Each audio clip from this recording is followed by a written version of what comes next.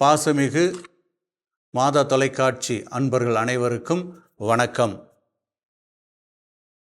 இந்த அன்றாட உணவு நிகழ்வு வழியாக நாம் ஆண்டவர் இயேசுவை இயற்கைக்கும் அதிபதி, இயற்கையின் மீதும் அதிகாரம் கொண்டவர் என்பதனை புரிந்து கொள்ள இன்றைய நற்செய்தி நமக்கு அழைப்பு விடுப்பதை நாம் செவிமடுப்போம். மத்தேயு நற்செய்தியாளர் கலிலேயா கடலில் ஆண்டவர் இயேசுவும் அவருடைய சீடர்களும் பயணிப்பதாக நமக்கு இன்றைய நற்செய்தியிலே சொல்லித் தருகின்றார். இந்த கலிலேயா கடல் என்பது உண்மையிலுமே ஒரு கடல் கிடையாது. அது ஒரு பெரிய ஏரி, மலைகளால் சூழப்பட்ட ஒரு இடம். ஆகவே அங்கு அடிக்கடி மலையிலிருந்து வருகின்ற காற்றானது அங்கு வருவதால் பல வேளைகளிலே அங்கு அலைகள் எழும்புவதும் காற்று அடிப்பதும் ஒரு சாதாரண நிகழ்வாக இருக்கிறது. இதுபோன்ற சூழலில் தான் ஆண்டவர் இயேசு அங்கு பயணிக்கின்றார் தனது சீடர்களோடு. ஆண்டவர் இயேசுவுக்கு பிரியமானவர்களே, நேற்றைய நற்செய்தியினுடைய தொடர்ச்சியாகத்தான் இன்றைய நற்செய்தியும் இருக்கின்றது.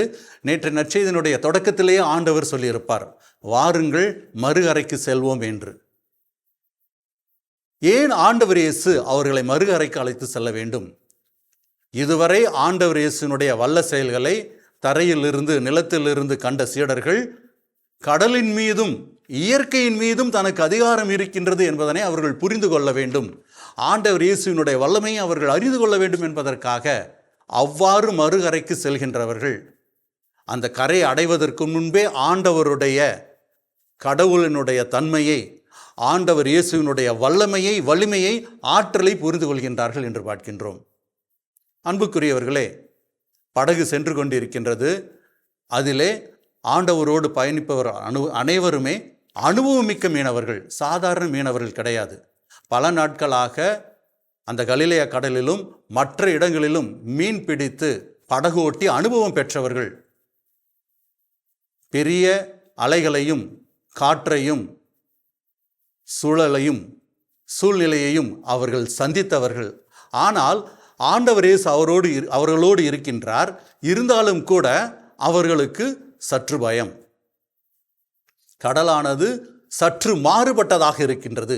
இதுவரை அவர்கள் பயணித்த கடலை போலவோ அல்லது அவர்கள் அனுபவித்த கடல் பயணம் போல இல்லாமல் அந்த படகு பயணமானது சற்று வித்தியாசமாக இருக்கின்றது.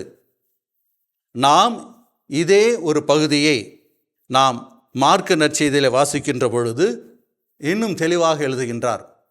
அலைகள் படகுக்கு மேலே எழும்பியதாகவும் ஆண்டவர் இயேசு தலையணை வைத்து பின்புறத்திலே அமைதியாக தூங்கிக் கொண்டிருந்ததாகவும் மார்க்கு நற்செய்தியாளர் எழுதுகின்றார்.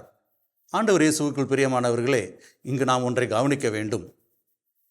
படகு அலைக்கழிக்கப்படுகிறது, படகு தடுமாறுகின்றது. ஆனால் அங்கு ஆண்டவர் அமைதியாக உறங்குகின்றார் என்று பார்க்கின்றோம். இங்கு படகு மாத்திரம் தடுமாறவில்லை, சீடர்களுடைய மனநிலையும் தடுமாறுகிறது. ஒருவர் ஓடி சென்று படகை கட்டுக்குள் கொண்டு வருவதற்கான முயற்சி செய்கின்றார். வேறொருவர் படகில் இருந்த நீரை வெளியேற்றுவதற்காக முயற்சி செய்கின்றார்.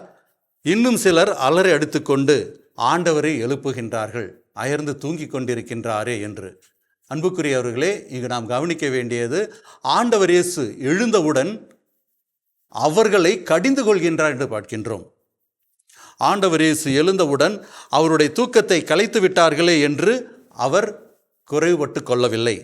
மாறாக, நம்பிக்கை குன்றியவர்களே ஏன் அஞ்சுகிறீர்கள் என்று கேட்கின்றார். இதே ஆண்டவர் இயேசு மணமகன் அவர்களோடு இருக்கும் வரை, மானிட மகன் தனது சீடர்களோடு இருக்கும் வரை அவர்கள் நோன்பு இருக்க தேவையில்லை, அவர்கள் கஷ்டப்பட தேவையில்லை, அவர்கள் ஒருத்தல் முயற்சிகள் செய்ய தேவையில்லை என்று சொன்ன ஆண்டவர் இங்கு அவர்களுடைய அந்த நம்பிக்கை இல்லாத தனத்தை கண்டு, நம்பிக்கையில்லாத ஒரு மனநிலை கண்டு வருத்தப்பட்டவராக, ஏன் அஞ்சுகிறீர்கள், உங்களுக்கு நம்பிக்கை இல்லையா என்று கேட்கின்றார். இதைத்தான் நாம் இங்கு புரிந்து கொள்ள வேண்டும். ஆகவே ஆண்டவராகிய கடவுள், ஆண்டவராகிய இயேசு நம்மோடு இருக்கின்ற பொழுது நாம் எதற்கும் அஞ்ச தேவையில்லை, நாம் எதற்கும் கவலைப்பட தேவையில்லை. காற்றையும் கடலையும் கடிந்து கொள்ளக்கூடிய, காற்றையும் கடலையும் அடக்கக்கூடிய திறமையுள்ள ஆண்டவர் நிச்சயமாக நமக்கு ஏற்படுகின்ற துன்பங்களிலும் துயரங்களிலும் துணை நிற்பார் என்பதிலே எந்த விதமான சந்தேகம் இல்லை.